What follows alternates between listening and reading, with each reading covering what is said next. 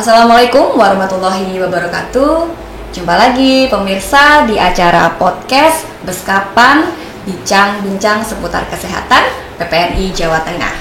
Bersama dengan saya Maulin dan juga teman ngobrol saya pada hari ini sudah hadir. Beliau adalah Ketua DPD PPNI Grobogan. Oke, langsung saja kita sapa Bapak Nurse Fatkullah Eskep MKes ETN ya Pak ya? Oke, selamat datang Pak Fatkullah. Selamat datang, terima kasih dengan Mbak Maulin. Baru ketemu pertama kali ini ya Pak ya? Iya, style. Oke, gimana nih Pak kesan ketemu pertama? Alhamdulillah ternyata saya ditemukan dengan orang yang baik. Oh, alhamdulillah, baik. Bapak terima kasih banget loh sudah meluangkan waktu untuk hadir di tengah kesibukan Bapak yang saya yakin pasti padat banget gitu ya. Oh ya, ngomong-ngomong nih Pak, saya manggilnya Bapak atau Mas atau gimana nih? Boleh, apapun. Oh, apapun ya, kita kan 11-12 ya Pak ya? Oke, baik, mungkin supaya lebih formal Pak aja kali ya. Oke, baik Pak Fat, ini kan Bapak kan saat ini sedang menjabat sebagai Ketua DPD PPNI Grobogan gitu. Betul. Kan ya. Nah, adakah aktivitas lain Pak selain sebagai Ketua DPD yang berkaitan di dalam dunia keperawatan Bapak? Ya. Terima kasih Mbak Maulin. Sebelumnya terima kasih juga kepada DPW PPNI Jawa Tengah karena telah memfasilitasi kita ya. Seharian saya di jam 8 sampai dengan jam 12 saya harus stay di praktekan. Oh gitu ya. Saya harus merawat pasien-pasien dengan problem luka Mbak Maulin. Baik itu lukanya akut, baik itu luka kronis. Tapi 95% pasien yang datang ke tempat praktek saya adalah dengan problem luka kronis, diabetes mellitus dengan adanya ulkusnya, luka gitu. Nah, habis itu saya prepare dong karena punya jabatan di organisasi. Saya menuju di kantor gedung PPNI Kabupaten Grobogan dari jam 1 sampai dengan jam 15.00. Gitu Mbak Maulin. Aduh, padat banget ya, dari pagi sampai sore ini sudah full ya, full ini ya, jobnya.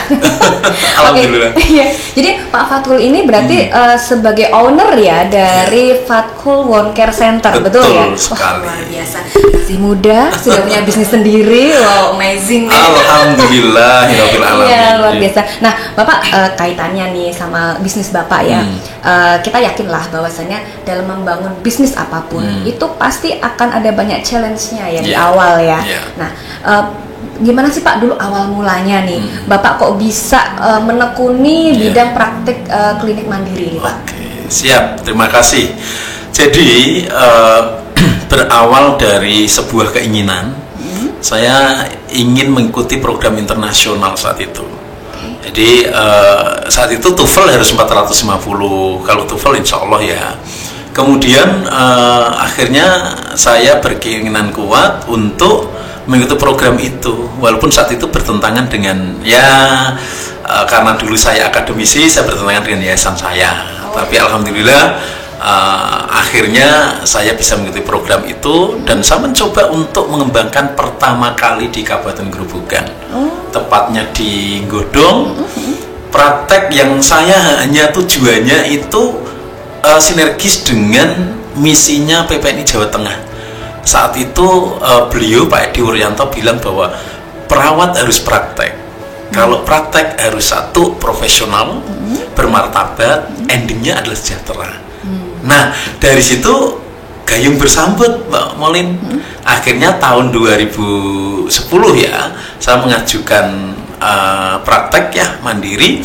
Tidak ada satu minggu Dinas Kesehatan Kabupaten Grobogan saat itu kan masih Dinkes, belum ke Dinas Perizinan Terpadu Satu Pintu. Akhirnya saya mendapatkan SIPP pertama kali di Kabupaten Grobogan. Jadi sebagai pionernya. Ya, dan pertama kali praktek yang unik. Karena prakteknya tidak saya tidak ngasih obat, saya tidak injeksi, tetapi saya pure murni keperawatan luka. Oke. Nah, dulu saya home care dibantu anak saya masih kelas 4 SD itu. Yang akhirnya kalau home care itu kan lihat sosial ekonomi pasien kadang iba. Yang akhirnya home care sambil membawa apa itu untuk pembelanjaan itu apa namanya? Sembako. Ya, sembako yang tak kasih ke pasiennya. Oh, berarti sekalian ngobatin, sekalian donasi. Iya, gitu. donasi. Wah, Dan nih. itu free. Oh. 0 rupiah saya nggak ngambil saat itu. Ada beberapa pasien 4 ya awal-awal itu. Lalu saya berkeinginan kuat, tujuan saya adalah supaya eksistensi perawat itu bisa dipandang oleh masyarakat, profesi lain atau profesi nakes lain, bahwa praktek itu perawat itu bisa praktek gitu. Sehingga pelan-pelan saya meyakinkan masyarakat, akhirnya pasien itu datang ke kami. Alhamdulillah dari tahun 2012 sampai sekarang saya tidak pernah home care ke rumah pasien, tapi pasien yang datang ke kami. Sehingga hampir every day kami tidak pernah lekang dari pasien. Setiap hari, dan usia ke 15 tahun ini alhamdulillah tiap hari ada pasien. Sudah 15 tahun Iya. menekuni bidang ini gitu. Borok, berak, dan beser. Komplit ya. Iya, borok, berak, beser. Oh ya Allah. Nah, selama 15 tahun ini Pak, pastinya kan ada cerita unik ya Pak, Iya. ya terkait dengan tantangan. Apalagi pas di awal-awal ya. Kan Bapak tadi menceritakan sempat home care, sambil merawat juga sambil Iya. donasi gitu. Iya. Nah, itu kan pada saat jalan home care ya. Ketika Anda itu mulai membangun kliniknya. Nah, itu gimana Pak? Suka dukanya gitu, tantangannya Pak? Iya, awal-awal agak tabu ya, karena gini, tabunya saya gini, dandan ya, artinya itu konstruksi bangunan ya, kemudian wah nanti ada pasien nggak ya, kan gitu ya, Gitu ya. ketar-ketirnya kan Iya, begitu. iya, betul. Tapi percayalah bahwa ketika seorang nurse, seorang perawat itu praktek, di bulan pertama, bulan kedua mungkin masih 1-2 pasien, tapi puncaknya di 6 bulan ke atas itu insya Allah. Kalau kita istiqomah, kalau kita itu melayani dengan hati, melayani dengan cinta, insya Allah lah tidak ada kendala. Oke. Itu yang saya alami. Ya, jadi bisnis apapun pasti di awal-awal juga nggak bisa langsung rame gitu Iya, ya Pak. betul. Ada kayak seninya dulu Iya, ya. Nanti iya, mungkin betul. semakin lama semakin Iya. berkembang. Nah, Oke. inilah Mbak Molin bedanya antara private practice dengan yang memiliki klinik. Oh, apa bedanya Pak? Nah, kalau klinik kan skopnya lebih luas ya. Untuk kasusnya ya, yang ditanganin gitu. Tidak hanya Pak? kasus, tetapi perizinan pun lebih sulit. Oh gitu. Iya, Nah, karena sekarang itu perizinan klinik itu harus memenuhi kaidah-kaidah aturan juklak yang memang luar biasa saya melihatnya. Maka dengan perawat mengurus surat izin praktek dengan mudahnya seperti itu, insya Allah lah itu akan terbantu kesejahteraan perawat. oh gitu. Jadi kalau perizinan praktek mandiri ini malah lebih simple, lebih cepat, ringkes gitu ya, daripada Betul. kalau usaha yang lain. Iya. Yang terpenting perawat tersebut yang mau mengajukan tuh punya kompetensi apa. Nah, kompetensi apa ini yang harus dimiliki Pak? Ya. Nah, ini menarik ini. Misalnya gini ya, ada warung, kan ada warteg ya. Kemudian ada Lamongan misalnya ya. Maaf ya saya nyebut Jangan iklan merek Pak. Anda. Itu merek Pak. Iya, ketika kita makan ya, itu kalau misal di warteg ada banyak variasi. Oke. Tetapi ketika misalnya Fatkul punya warung borok misalnya, punya tempat warung borok, otomatis stigma yang ada di masyarakat bahwa ketika ada keluarga saya yang kena luka, otomatis datanglah ke Fatkul.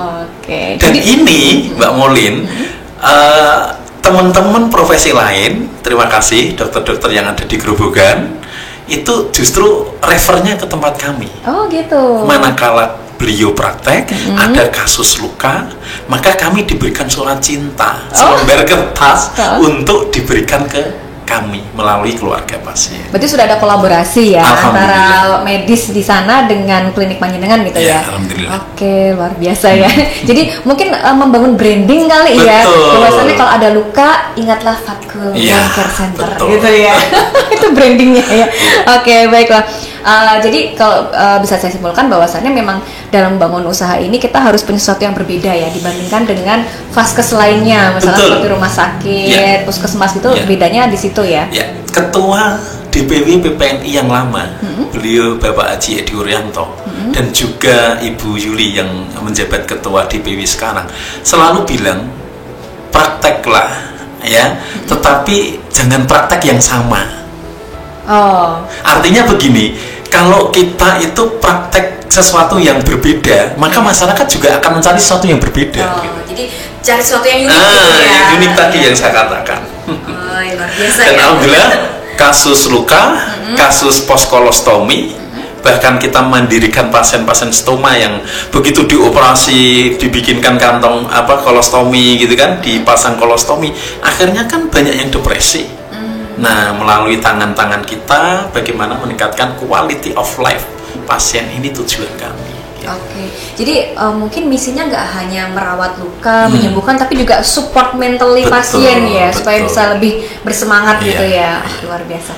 Nah, gini Pak, saya mau nanya pertanyaan agak sensitif. Boleh. Pak. Boleh ya. Nah, namanya membangun bisnis apapun ya, pasti kan ujung-ujungnya kita pengen dapat income yang memadai gitu kan. Nah, bisa nggak Bapak ngasih sedikit bocoran dapurnya Bapak gitu terkait income gitu Pak? Saya tadi mau bilang ini bicara dapur ya. Nggak apa-apa. Ya. Oke. Bismillah. Jadi Mbak Molin, sebelum ke dapurnya, jadi teman-teman saya di Jawa Tengah itu ada yang banyak punya klinik, baik itu Pratama, ada yang banyak praktek tapi tidak memiliki izin, tapi ada juga yang praktek itu adalah apapun prakteknya, bisa komplementer, bisa pengobatan gitu ya. Nah, saya hanya ingin meng-create dan memberikan contoh. Saya 15 tahun insya Allah masih eksis terkait dengan praktek borok, berak, dan beser. Masih konsisten ya di bidang itu ya. Sehingga saya mengajak ke teman-teman perawat di seluruh Jawa Tengah ini, apalagi teman-teman yang fresh graduate. Ini kan kita harus menyiapkan juga nih. Iya, betul.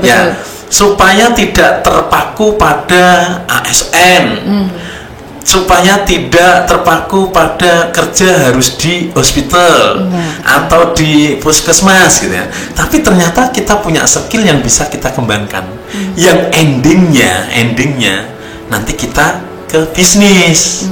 Entrepreneurs kan termasuk nanti endingnya ke bisnis. Kalau bisnis berarti kita bicara terkait dengan tadi dapur.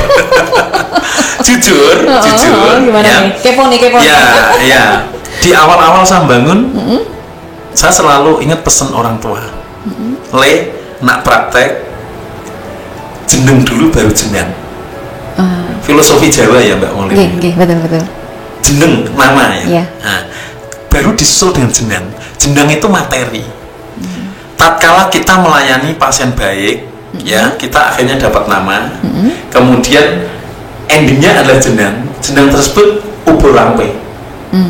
Bisa akhirnya kita dapat income. Tidak hanya income, ternyata kalau di desa itu bayarnya pakai kerambil, kelapa, beras, variasi ingkung, itu hal-hal yang hampir setiap hari. Nah, kalau bicara terkait dengan perdapuran, income, jujur, saya berubah. Ada perubahan gitu ya? Oke. Ya, dari income saya per bulan hanya, maaf ya, di bawah 3 JT, ya. Kemudian saat ini kita bisa meningkatkan kesejahteraan kita, bisa ring di antara 75 JT sampai dengan 100. Itu bersih?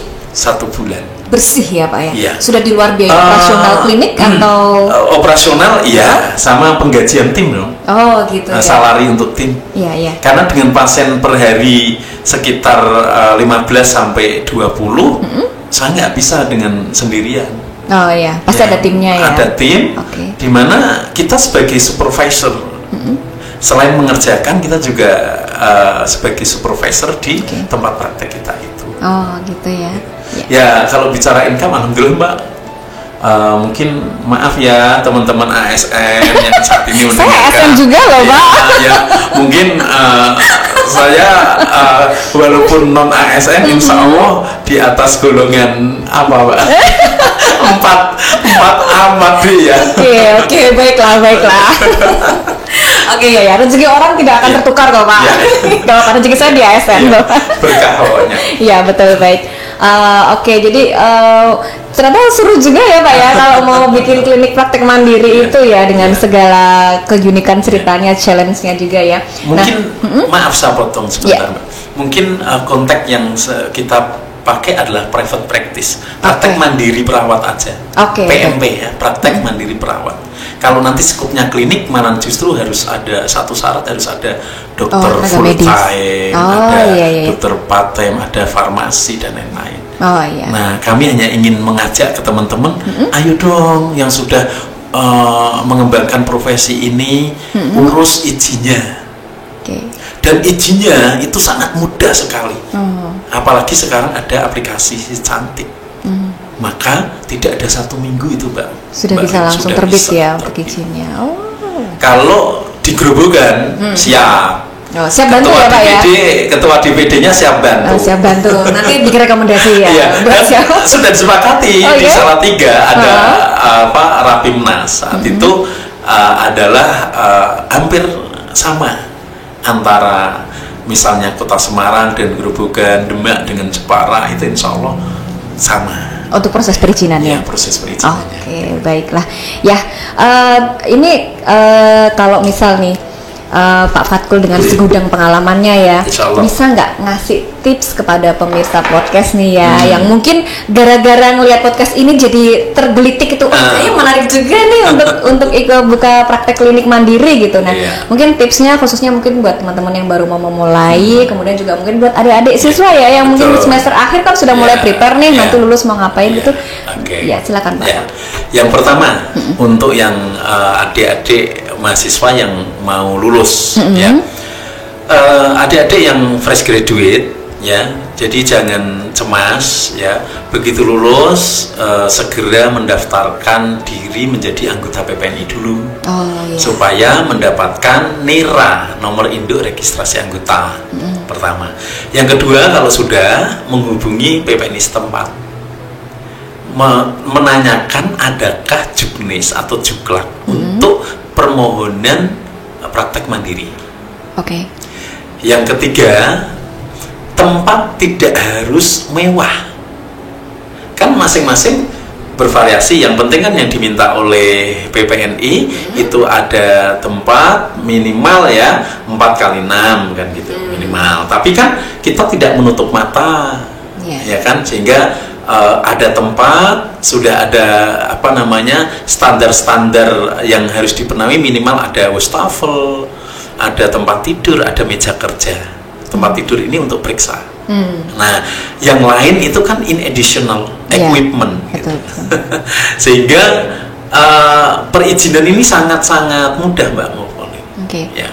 Kemudian untuk teman-teman yang sudah praktisi, kami paham betul bahwa teman-teman ini sudah melakukan praktek, tetapi minta tolong dilegalkan. Satu, dengan izin. Yang kedua, Kementerian Kesehatan Republik Indonesia itu sudah mempermudah dan melegislasi serta meregistrasi terkait dengan rekognisi pengakuan praktek mandiri perawat. Bayangkan Mbak, perawat di Indonesia tuh jumlahnya banyak, tapi yang sudah registrasi di Kemenkes RI tentang prakteknya itu se-Indonesia baru 700-an. 700-an. Itu seluruh Indonesia ya, 700 itu ya? Ya, dan alhamdulillah saya saat itu 2 tahun yang lalu dikabari dari teman yang ada di Dinas Kesehatan Provinsi, saya adalah pertama kali yang registrasi di Jawa Tengah untuk praktek mandiri. Luar biasa. Saya nggak salah mengundang narsum nih. Ya. Sehingga teman-teman yang ASN maupun non ASN yang punya tempat praktek, ayo buka ladang kita. Insya Allah berkah. Insya Allah menjadi sebuah pengembangan profesi di kita. Karena saat ini di Fatkul Wound Care Center itu dibuat riset penelitian dari PPDS. Gitu. Ya, dari Universitas Diponegoro. Udah berjalan 3 tahun. Setiap riset sekitar 3 bulan sampai dengan 6 bulan. Dan alhamdulillah saya dapat hibah dari Prof. Itu 1 unit ozon. Kalau saya lihat di belahan dunia sana, di luar negeri itu ozon tuh paling murah itu harganya sekitar 250 juta. Dan kemarin saya bincang-bincang dengan Prof yang ada di Undip yang main ke tempat praktek saya, itu ternyata harganya sekitar 350 juta. Oh, luar Dan saya dapat dibayar. Dapat dibayar ya. Seneng banget ya pasti. Iya. Oke, baik. Menarik sekali ya kalau kita ngobrolin masalah praktek mandiri keperawatan. Nah, Pak Fatkul ini nantinya setelah lepas acara ini kalau misalnya ada pemirsa podcast yang mau konsultasi pribadi boleh kan ya? Boleh, saya 24 hours siap untuk membuka konsul. Oke, 24 jam on call tadi. Tidak hanya nursing. Oke. Teman-teman perawat, teman-teman dokter bedah, ya baik itu di Jawa Tengah maupun di luar Jawa, sering hampir everyday saya harus membalas konsulan terkait dengan seputar luka. Oh gitu ya. Karena kalau kita udah bergelut di luka, Mbak Molin, itu dengan merem aja kita udah bisa analisis.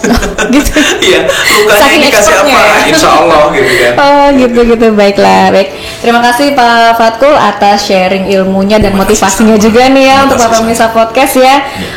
Demikianlah podcast episode kali ini. Nah, sebelum saya menutup acara podcast, saya akan menyampaikan sebuah kalimat motivasi. Jangan tunggu kesempurnaan untuk memulai.